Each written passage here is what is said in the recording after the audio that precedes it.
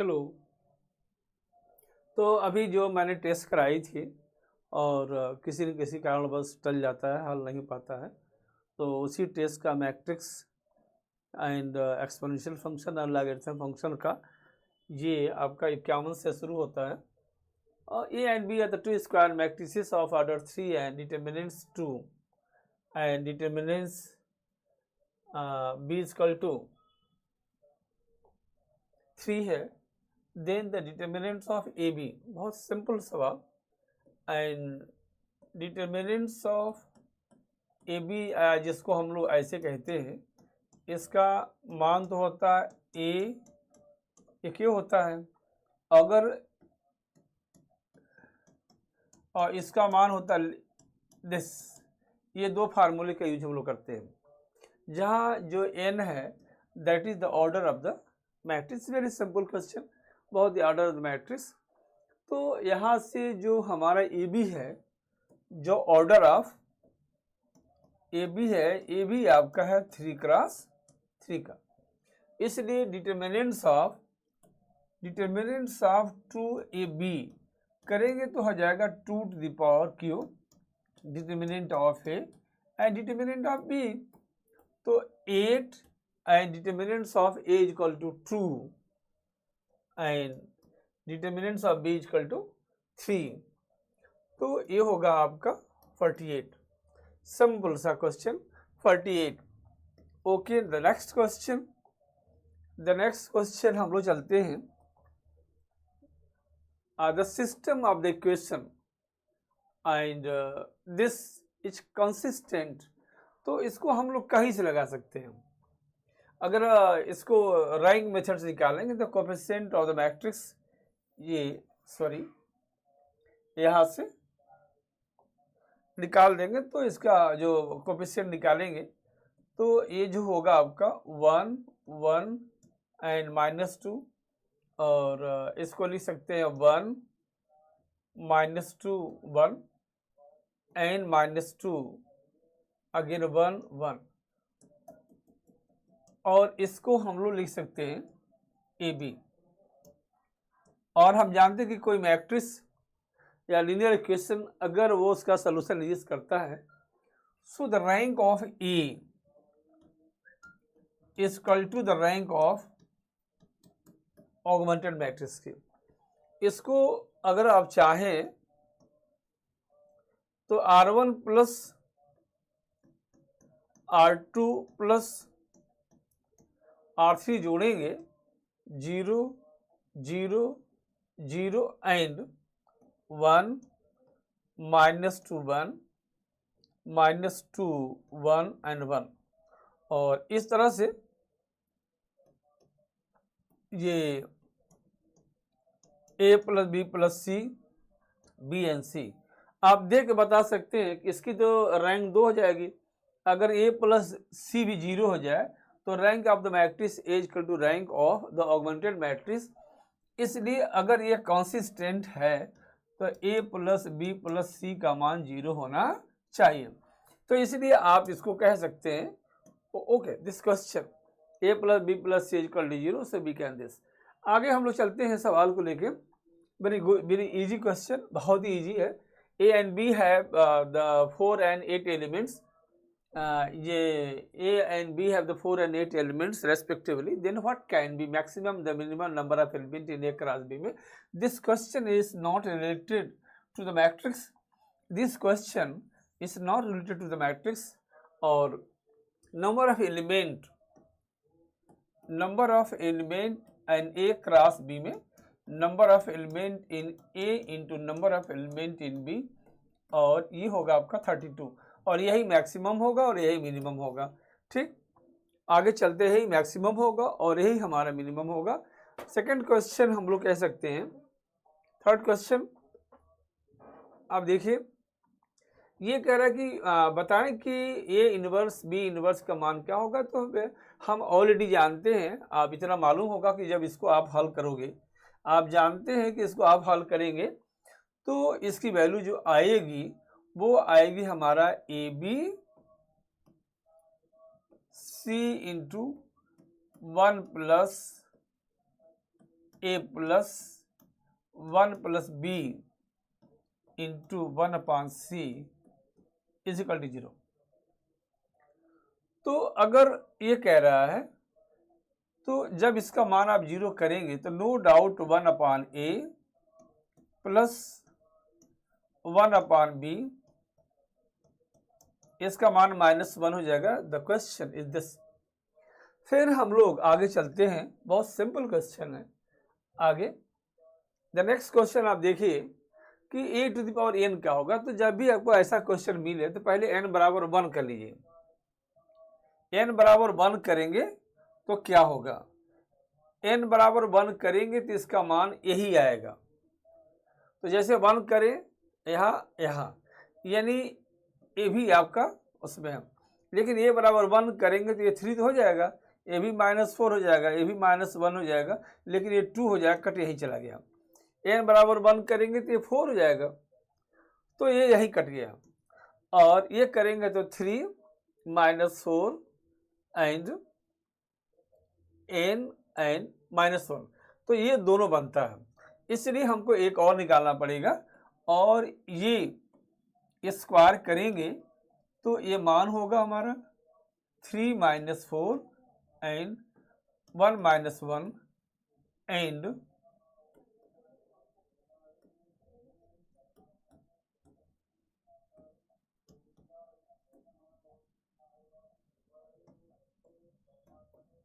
This. और इसको multiply करेंगे 3 तरीका 9 और -4, तो ये हो जाएगा आपका 5। आप यही से निकाल सकते हैं। अगर n बराबर 2 रखेंगे तो 2 दूना 4 1 5 तो हो जाएगा, लेकिन ये नहीं होगा, ऐसा यही कट गया, क्वेश्चन हमारा हो गया सही। ऑब्जेक्टिव लगाने का तरीका सवाल ये होता है कि जब भी आप ऑब्जेक्टिव सवाल लगाइए, जैसे जैसे आपका स्टेप आगे बढ़ता है वैसे वैसे सवाल को करते जाइए। दिस इज द प्रोसेस ये करने का, और तब आपका सवाल जल्दी होता है, कोई ट्रिक नहीं होती है। आगे चलते हम लोग करते हैं, आगे चल के सवाल को कैसे आंसर निकालते हैं देखेंगे आप। ये मैट्रिक्स क्या है, identity matrix, nilpotent matrix, inverting matrix होती है। ये तो जहाँ तक मेरा अंदाज है कि इन्वर्टिंग मैट्रिक्स होती है। एक बार आप निकाल के देख लें, ए स्क्वायर, तो यहाँ से 0 1 1 0 और ए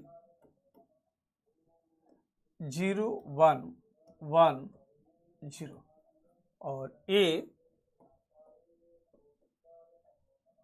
से गुणा करेंगे तो ये 0 हो जाएगा, नहीं दिस, तो ये 1 हो जाएगा, और इससे मल्टीप्लाई करेंगे तो ये भी 0 हो जाएगा, और ये भी 0 हो जाएगा, और ये भी 1 हो जाएगा, जो आइडेंटिटी मैट्रिक्स है। इसलिए ए स्क्वायर इजकल टू आई, और इस तरह से इसको हम लोग कहेंगे this is the inverting matrix, this is the inverting matrix. और आगे सवाल, ये इन्वर्स क्या होगा। वैसे तो इन्वर्स निकालने का तरीका, लेकिन जैसा सवाल देखने से लग रहा है, ये आपको सवाल को हम लोग ऐसे लगाते हैं, कैसे लगाते हैं हम लोग, इन्वर्स ऐसे भी निकालते हैं। Determinants of A minus lambda I equal to जो 0 होगा, मैट्रिक्स जो है लेमडा के मान को संतुष्ट करता है।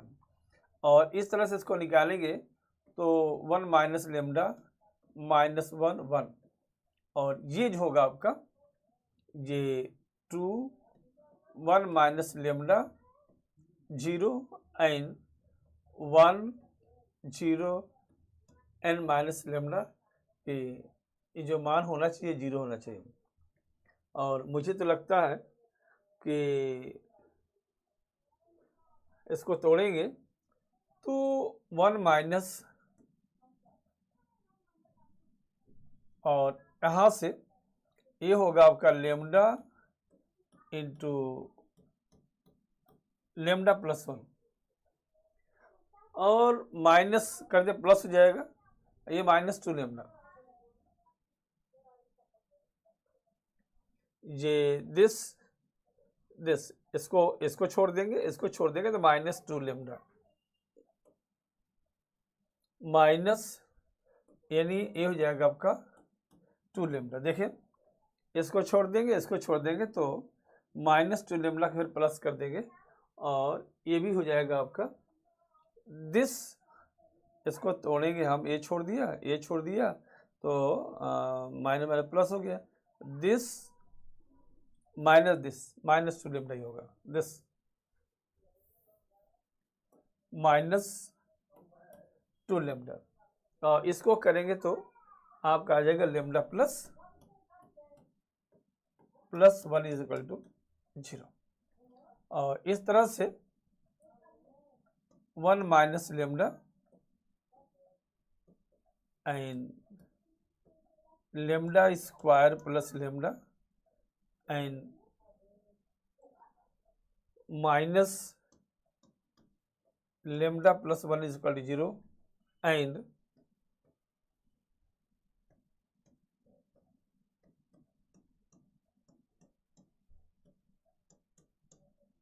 लेमडा स्क्वायर और माइनस लेमडा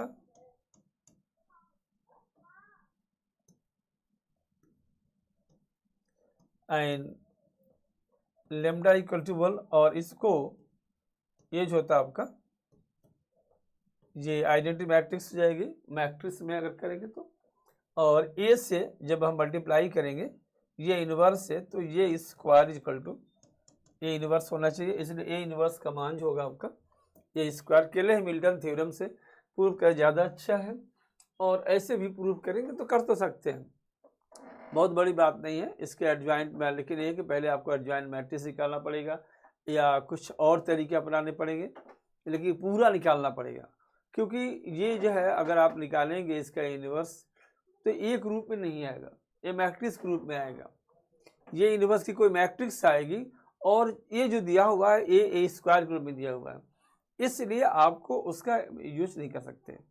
सो हम लोग आगे चलते हैं, इस तरह से देखेंगे नेक्स्ट क्वेश्चन पे। ये क्वेश्चन गलत है क्योंकि बार बार तो वही हो नहीं सकता, ये निश्चित रूप से ये सवाल होगा आपका, क्वेश्चन गलत है, टाइप गलत है। यहाँ आपका ये -1 होना चाहिए और ये होना कह दिए 1 minus tan theta by 2 and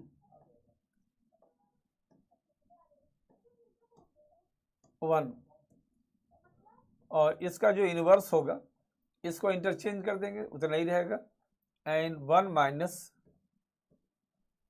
tan theta by 2 and 1, और इसे गुणा करेंगे तो 1 माइनस tan स्क्वायर थीटा, यानी cos square theta upon cos theta by 2, 1 minus tan square theta cos square theta minus sin square theta cos theta, और नीचे जो होगा आपका cos स्क्वायर थीटा बाई 2, और इसी को जब हम इसे करेंगे तो ये होगा 2 tan थीटा बाई 2, और जब इसे करेंगे तो यहाँ आएगा -2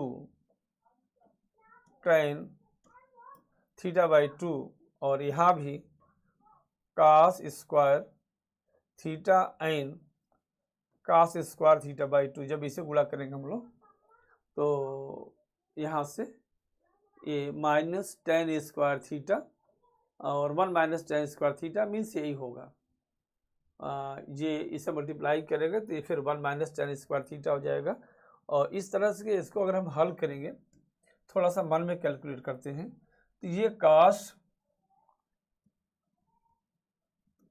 स्क्वायर थीटा और cos स्क्वायर थीटा भाग करें 2 कैंसिल हो जाएगा, ये cos थीटा, और इसका मान आएगा आपका sin थीटा। एक चीज गलत हो रही है, ये स्क्वायर नहीं होगा, cos square theta minus sine square theta का मान होता cos टू थीटा, इसलिए यहाँ ये नहीं होगा, बल्कि ये होगा cos theta upon cos square theta by 2, और यहाँ भी यही होगा।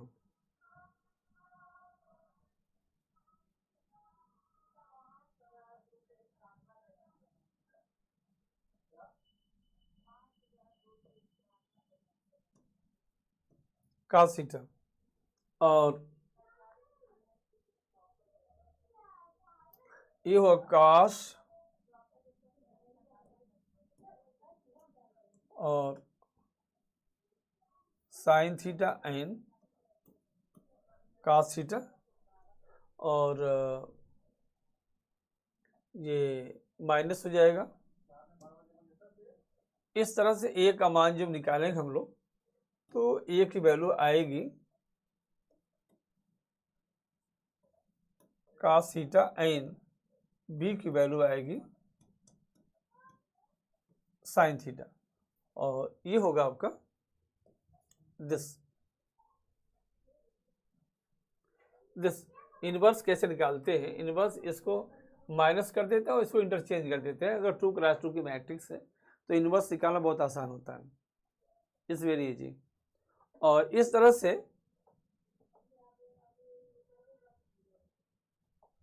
Next question, the inverse of the matrix, no doubt आप इसको इंटरचेंज कर देंगे, तो इंटरचेंज कर देंगे तो ये जो आएगा ये हो जाएगा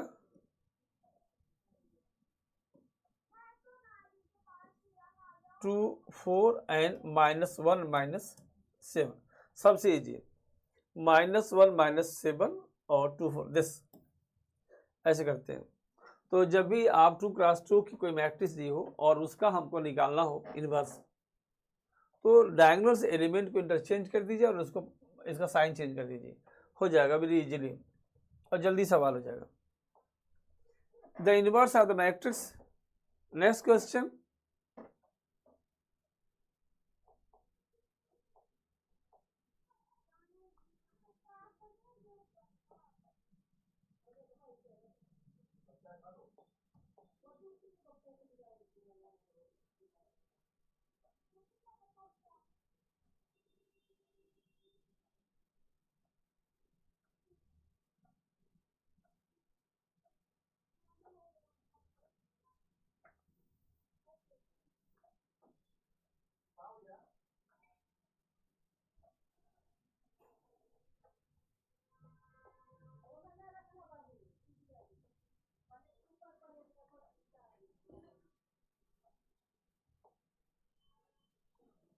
ये जो दिया है आपका, ये स्क्वायर का मान निलपोटेंट मैट्रिक्स होगी कि क्या होगा, ए स्क्वायर निकालेंगे यहाँ से, तो ये स्क्वायर निकालने का मतलब इससे हम पूरा गुणा कर देंगे, यही गुणा कर देते हैं 1 1 3 5 2 6 -2 -1 -3, और इसे गुणा करेंगे तो 1 + 5 -2 और 5 +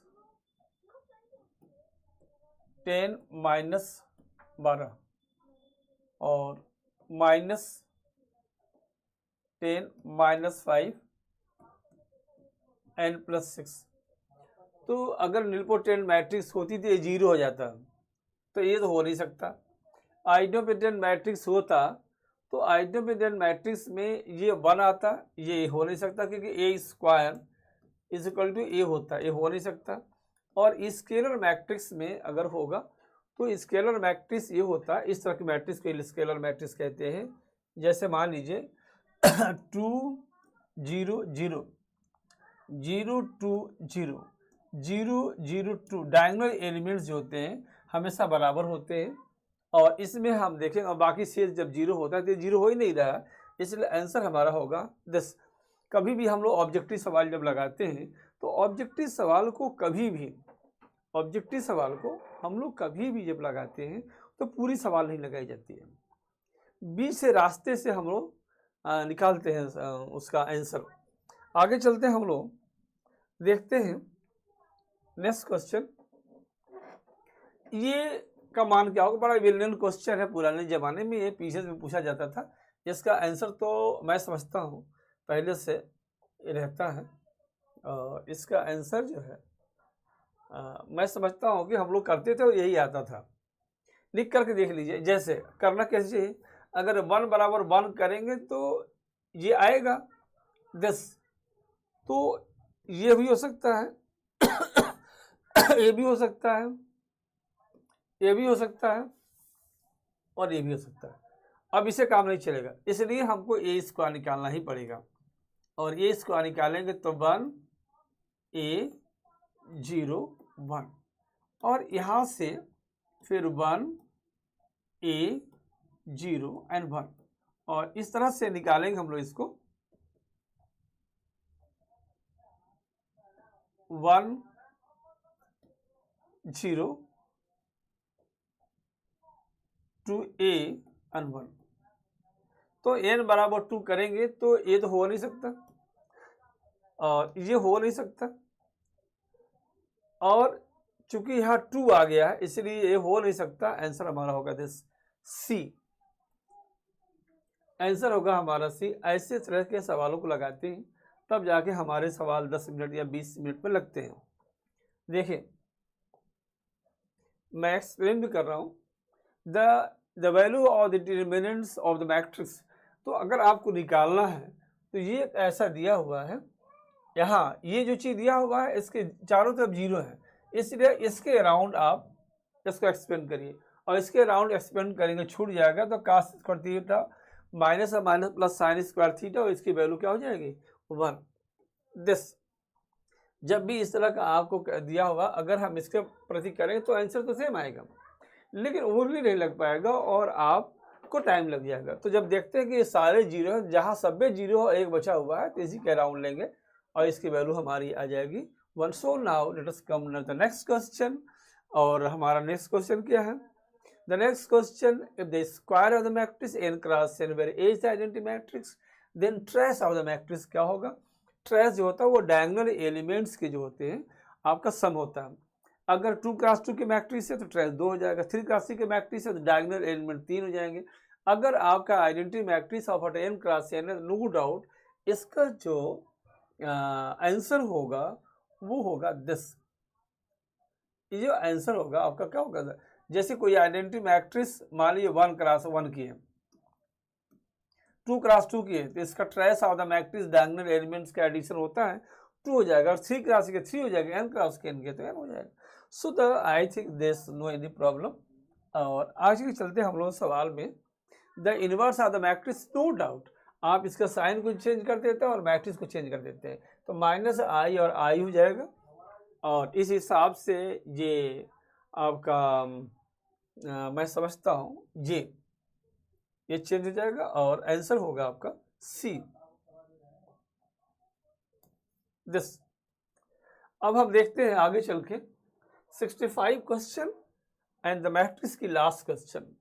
if A and B are the square matrix of the same order then which one of the following is true.